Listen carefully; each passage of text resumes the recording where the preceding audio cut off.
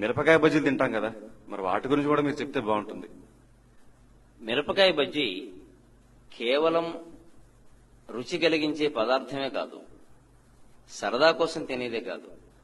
దానిలో లోతుగా ఆలోచిస్తే చాలా గొప్ప తత్వం ఉంది. అదంతా మనం పద్యంలో చెప్పే ప్రయత్నం చేద్దామండి. 5 గంటల వేళ ఆ దారి బ్రెక్కగా చుయ్యుమనును గూబ గుయ్యుమనును.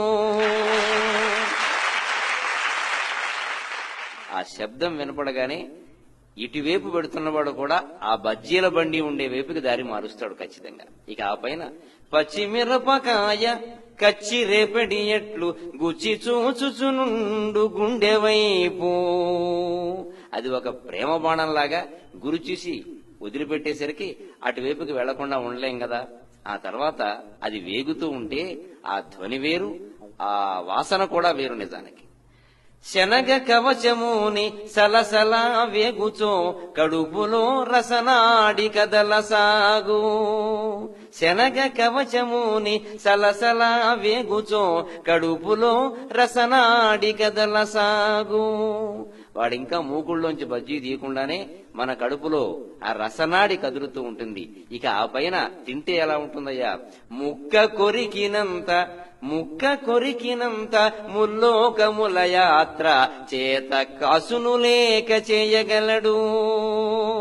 ఖర్చు లేకుండా 3 లోకాలు తిరిగి రావాలంటే ఒక్కసారి ఆ కారం బజ్జీ తింటే చాలండి. డబ్బులు ఖర్చు లేకుండా యాత్ర అంతా చేయొచ్చును. ఇక మిరపకాయ బజ్జీలో ఉండే గొప్ప తత్వం ఏంటంటే, ఎవరైనా డబ్బు ఖర్చు పెట్టేది ఆనందించడానికి కానీ ఏడవడానికి కాదు కదా. కానీ మిరపకాయ బజ్జీ మాత్రం ధనము వెచ్చించి కన్నీళ్లు కొనగజేయు మిరప బజ్జీల రుచినినే మరువలేను. డబ్బిచ్చి కొని తిని ఏడుస్తాం. ఆ తత్వం ఏమిటో, ఆ రహస్యం ఏమిటో. ధనము వెచ్చించి కన్నీళ్లు కొనగజేయు మిరప బజ్జీల రుచినినే మరువలేను. అయితే ఎన్ని తినాలయ్యా? 1 2 మంచిదే, 1 2 మంచిదే. ఎక్కువైన సచిను టెండూల్కరుడు మాకు సాటిరాడు. ఇక అక్కడి నుంచి రన్స్ తీయడం ప్రారంభించాలి. ఇంటికి వచ్చాక ఎక్కడి నుంచి ఎక్కడికి అనేది నేను చెప్తే బాగుండదు, కానీ టెండూల్కర్ కూడా ఆ రన్స్ విషయంలో మనకి సరిపోడు. అది మిరపకాయ బజ్జీ.